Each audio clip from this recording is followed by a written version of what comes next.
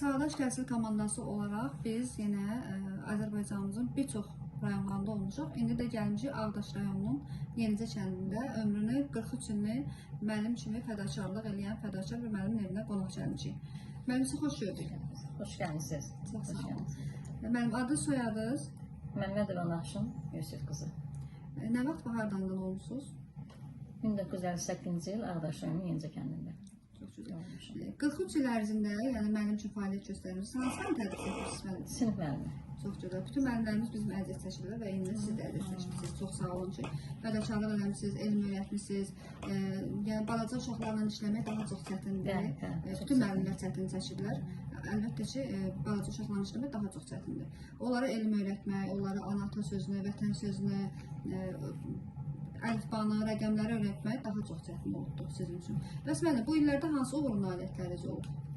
Uşaqlarım olub da, bizim uşaqlar, yəni yuxarısının uşaqlar da öyle, bazı uşaqlardır. Görürsən, rayonda aparırdılar, elə yerə də. Birincilik, ikincilik, üçüncülük yeri qazanırdılar.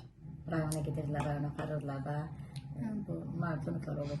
İmtahanlar, imtahanlar olub. Yüksək nəticələr əldə edirdilər. Orada nəticələr. Çox gözəl müəllim. Bəs sizin həyat yoldaşınız kim olub?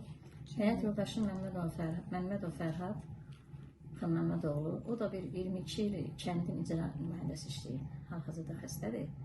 Ama kənddə 22 il işləyib. Allah şəfa versin. Şəfəniz olsun. Bəs neçə övladınız var müəllim? 5. Adlarını deyin. 2 qızım var, 3 oğlum. Günay, Aslan, Ramil, Səyyar, bazı qızım da Humay. Mənim övladlarınız ali təhsil edirlər, yoxsa başqa bir şey sahibidir? Yox, ancaq usta, oğlanlarım usta işləyib, qızlar da evdar qadınlar. Usta olmaq da özü bir böyük bir işdir. Neçə nəvəniz var mənim? 11. Maşallah olsun. Nəticəniz də var? Yox, yox. Allah sizə ömür versin, mənim nəticəniz də olsun, köksəniz də olsun. Bundan sonraki həyatınızda da uğurlu nailiyyətlər əldə edirsiniz. Çox sağ olun, siz də həmişə iş başında. Təşəkkür edirəm müəllim, çox sağ olun. Müəllim əməyi ümumiyyətlə unudulmur. Mənim əməyi həm şərəfli peşədir, həm də çətin peşədir. Müəllim, sizi sevən dostlarınız olubdu. Neçə illərdir müəllim kollektivində işləmişsiniz və dostlarınız da olub, sizi sevən qohumlar da var, övladlarınız da var, maşallah olsun. Buradan bu tarixdə, 13 dekabr 2025-ci tarixdə, buradan hansı sözlər deyərdiniz? Bu Azərbaycan gənclərinə hansı tövsiyələr verərdiniz?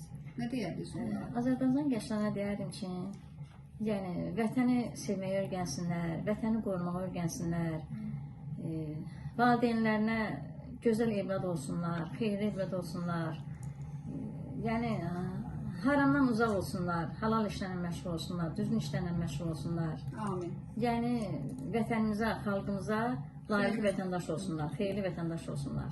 Bəli, əlbəttə ki, vətəni sevən gözəl ailə başçısı olsunlar. Amin. Vətəni sevən hər bir şey həm mərhəmətli olur, həm də vicdanlı olur. Mən də buradan bütün gənclərə deyirəm ki, vətənimizi sevin. Bizim Azərbaycanımız gözəldir və Azərbaycan olmağımızdan fəxr edirik. Mən çox sağ olun, təşəkkür edirik evinizin qapısını bizim üzümüzə açmışsınız. Və bundan sonraki həyatınızda sizə uğurlu nailiyyətlər arzu edirəm. Arzu edirəm ki, mənim hal-hazırda neçə yaşınız var? 68 olacaq bir aydan sonra. İnşallah ki 3 ildən sonra sizin yubileyinizə gələrik, 70 illiyinizi, lap 80 illiyinizi də gəlib qeyd edərik, amma sağlam ömürlə, can sağlığı ilə. Çox sağ olun müəllim, təşəkkür edirik. Çağdaş təhsil komandası olaraq minnətdarıq, çox sağ olun. Çox sağ olun.